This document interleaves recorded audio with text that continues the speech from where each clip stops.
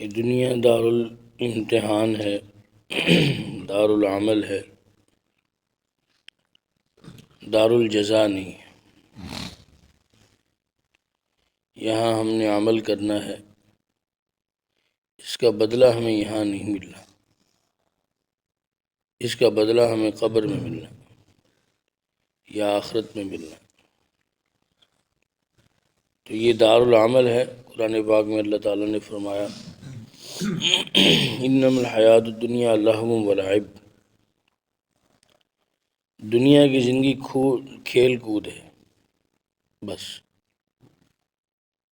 کھیل کود کا مطلب یہی ہے کہ جب بچے کھیل رہے ہوتے ہیں تو اس کھیل کا کوئی نتیجہ نہیں ہوتا۔ تو فرمایا کہ دنیا کی زندگی بھی ایسی ہی ہے کہ اس کا کوئی نتیجہ نہیں۔ اگر نتیجہ اللہ نے مقرر فرمایا ہے تو وہ آخرت ہے۔ چنانچہ آپ نے بارہا سنا ہوگا یہ واقعہ فضائل اعمال میں۔ یہ واقعہ ہے کہ ایک اللہ والے قبرستان کے پاس گزر رہے تھے اور انہوں نے دیکھا کہ ایک اللہ والے قبر میں بیٹھ کے قرآن کی تلاوت کر رہے۔ انہیں اللہ نے دکھا دیا کہ وہ قرآن کی تلاوت کر رہے ہیں، اور بڑا نورانی چہرہ اور بڑا نورانی ماحول۔ اس اندھیری کال کوٹری کے اندر اتنا نورانی ماحول دیکھ کر ان کی زبان سے سبحان اللہ نکل گیا۔ تو قبر والے جو تھے انہوں نے سن لیا۔ انہوں نے کہا کہ اے اللہ کے بندے، تو نے سبحان اللہ کیوں کہا؟ تو انہوں نے کہا کہ یہ نورانی ماحول جو اللہ نے مجھے دکھایا ہے، یہ دیکھ کر میری زبان سے یہ نکل گیا کہ سبحان اللہ، کہ اللہ کتنا پاک ہے جس نے مجھے یہ منظر دکھایا۔ تو انہوں نے فرمایا کہ میں 300 سال سے اس قبر میں ہوں، اور 300 سال سے دنیا میں مجھے تلاوت قرآن پاک بہت محبوب تھی، بہت پسند تھی۔ تو مجھے اللہ نے یہ توفیق بخشی کہ میں قیامت تک تلاوت کرتا رہوں گا، لیکن میری یہ تلاوت بے سود ہے، اس کا مجھے ثواب نہیں۔ تو ایسا کرو کہ 300 سال کی قرآن کی تلاوت تم لے لو، اور یہ ایک دفعہ جو تم نے سبحان اللہ کہا ہے یہ مجھے دے دو۔ تم دنیا کی اندر موجود ہو اور اس حقیقت سے تم ناواقف ہو کہ ایک دفعہ سبحان اللہ کہنے سے جو اللہ نے اجر دینا ہے وہ میں اس قبر میں دیکھ رہا ہوں۔ تو پتہ چلا کہ دنیا دار العمل ہے، دار الجزا نہیں، اور قبر دار العمل نہیں، دار الجزا ہے۔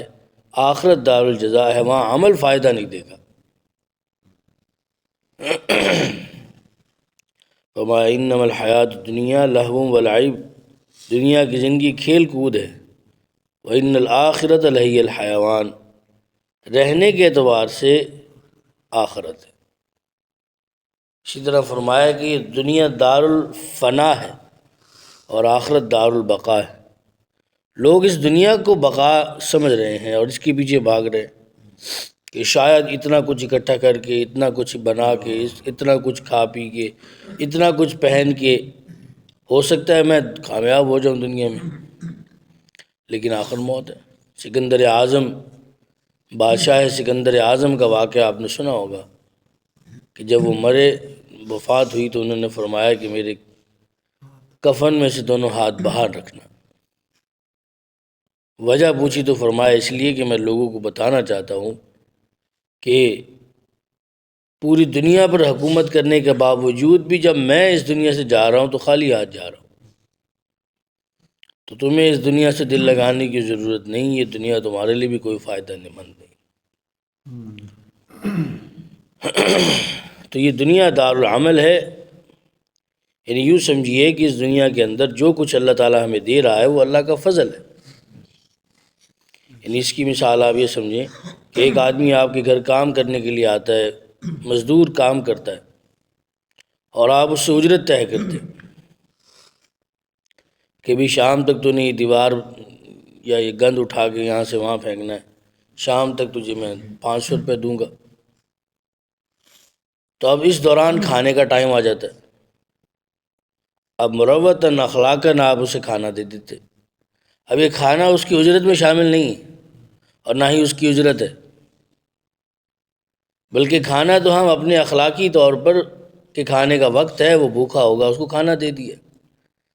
فرمایا کہ اس دنیا کے اندر جو کچھ رزق ہمیں مل رہا ہے وہ اسی طرح مل رہا ہے جیسے ہم نے اس مزدور کو تھوڑی دیر کے لیے اپنے کھانا دے دیا۔ اصل اجرت تو اللہ نے آخرت پہ دے دی۔ یہاں جو کچھ مل رہا ہے تھوڑا زیادہ وہ اللہ کا فضل ہے، جو مل جائے۔ ہمارے حضرت ایک واقعہ سنا رہے تھے، فرمایا کہ ایک عالم نے، یہ خیر المدارس کے عالم تھے، انہوں نے یہ واقعہ سنایا۔ فرماتے کہ میری شادی ہوئی ایک جگہ پہ، تو خاندان میں جو میرے ہم زلف تھے ساڈھو، وہ سارے بڑے بڑے ملازمتیں تھیں ان کی، کوئی سرکاری ملازم پہ بڑی تنخواہیں تھیں ان کی۔ تو ایک دن ہم سارے ہم زلف اکٹھے بیٹھے تھے، تو مجھے نیچا دکھانے کے لیے مزاحن ایک نے کہا، جی پہلے سے پوچھا، ہاں بھی تیری کتنی تنخواہ ہے؟ دیکھا میری 1,00,000 تنخواہ ہے، جو بھی تنخواہ۔ دوسرے سے پوچھا تیری کتنی تنخواہ؟ اس نے کہا اتنی تنخواہ۔ تیسرے سے، چوتھے سے، پانچویں سے، سب نے جب اپنی اپنی زیادہ تنخواہیں بتائیں تو اب میری باری آئی۔ تو مجھے تو اصل میں وہ نیچا دکھانا چاہ رہے تھے کہ بھئی یہ بتائے گا 10-15,000 20,000 تنخواہ ہوگی۔ تو کہنے لگے کہ مجھ سے پوچھا کہ تمہاری کیا تنخواہ ہے؟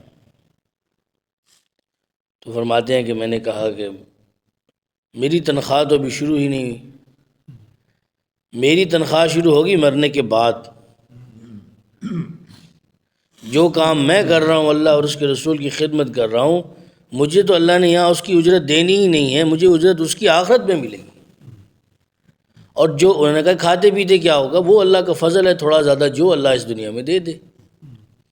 ذالک فضل اللہ یؤتیہ من یشاء، یہ اللہ کا فضل ہے جسے اللہ دے دے، کسی کو تھوڑا کسی کو زیادہ، لیکن اجر جو ہے عمل کا وہ آخرت میں ملے گا۔ تو فرماتے ہیں کہ میں نے کہا کہ میری تو اجرت دنیا میں کوئی دے ہی نہیں سکتا، اگر میں قرآن پڑھا رہا ہوں، میں دین پڑھا رہا ہوں، اس کی کون مجھے اجرت دے گا؟ کسی کے اندر اتنی سخت ہی نہیں کہ قرآن کی مجھے اجرت دے دے، وہ تو اپنا فضل ہے، اللہ لوگوں کے ذریعے سے ہم تک پہنچا دیتا ہے۔ تو سارے خاموش ہو گئے، یہ بات تو ٹھیک ہے۔ انہوں نے فرمایا کہ قیامت کے دن تم مجھ سے آ کے پوچھنا کہ تمہاری اجرت زیادہ ہے کہ میری اجرت زیادہ ہے، تمہاری تنخواہ زیادہ ہے کہ میری تنخواہ زیادہ ہے، پھر میں تمہیں بتاؤں گا کہ تنخواہ کس کی زیادہ ہے۔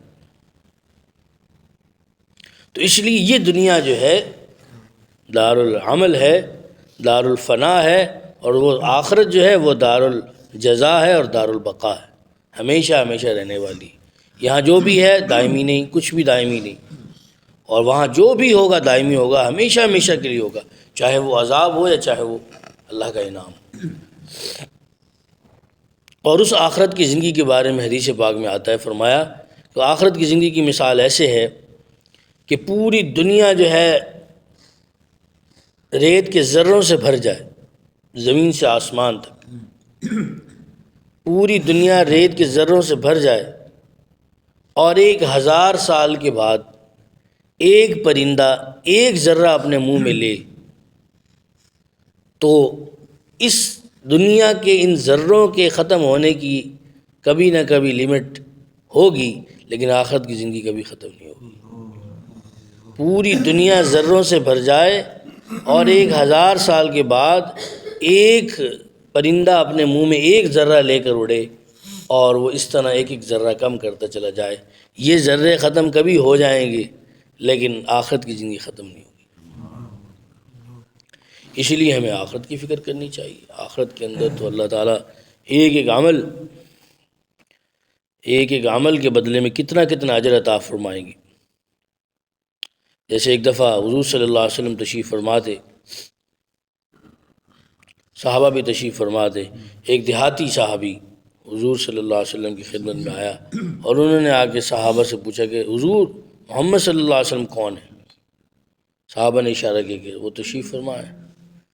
تو آپ وہ جو صحابی تھے وہ آ کر بیٹھے، کہا کہ آپ اللہ کے نبی ہیں؟ حضور صلی اللہ علیہ وسلم نے فرمایا ہاں میں اللہ کا نبی ہوں۔ آپ پہ کوئی اللہ کا کلام بھی آتا ہے؟ تو حضور صلی اللہ علیہ وسلم نے فرمایا ہاں آتا ہے۔ انہوں نے کہا کوئی تازہ کلام ہو تو سنا دیں۔ تو اس وقت سورۃ اخلاص نازل ہوئی تھی، تو آپ صلی اللہ علیہ وسلم نے سنا دی قل هو اللہ احد اللہ الصمد لم یلد ولم یولد ولم یکن لہ کفوا احد۔ تو اس صحابی نے، اس دیہاتی صحابی نے سنا تو اس پہ وجد طاری ہو گیا، اور وہ اونچی آواز میں عربی میں کہنے لگا نعم الالہ الہنا، نعم الالہ الہنا، کیا ہی ہمارا اچھا الہ ہے، ہمارا الہ کیا ہی اچھا ہے، یطلب القلیل و یعطی الکثیر، کہ وہ تھوڑا ہم سے مطالبہ کرتا ہے اور زیادہ ہمیں اجر دیتا ہے۔ تو حضور صلی اللہ علیہ وسلم اتنا خوش ہوئے، آپ نے تمام صحابہ کو مخاطب کر کے فرمایا کہ جو اللہ کی توحید اس پہ کھلی ہے تم میں سے کسی پر نہیں کھلی۔ حضرت عثمان رضی اللہ تعالیٰ سے رہا نہ گیا، سخاوت۔ آپ نے کہا یا رسول اللہ میرے پاس ایک اونٹنی ہے، قیمتی اونٹنی ہے، گابھن ہے، دودھ دینے والی ہے، بچہ پیٹ میں ہے، میں اس کو ہدیہ کرتا ہوں۔ تو ان کی دیکھا دیکھی میں ایک ہی مجلس میں صحابہ نے 56 اونٹنیاں اس دیہاتی کو دے دی۔ ایک ہی مجلس میں 56 اونٹنیاں اس کو ہدیہ مل گئی، وہ چلا گیا۔ تو حضور صلی اللہ علیہ وسلم نے فرمایا کہ عثمان نے جو ایک اونٹنی دی اس دنیا میں اس شخص کو اللہ کی رضا کے لیے، اس کے بدلے میں اللہ نے اس کو 56 اونٹنیاں جنت میں عطا فرمائی۔ ایک اونٹنی کے بدلے میں اللہ نے اس کے لیے اس کی جنت میں 56 اونٹنیوں کا انتظام فرما دیا۔ تو یہ دنیا دار العمل ہے، ہمیں اسی کی تیاری کرنی چاہیے، اور یہی بات سمجھانے کے لیے تمام انبیاء دنیا میں تشریف لائے۔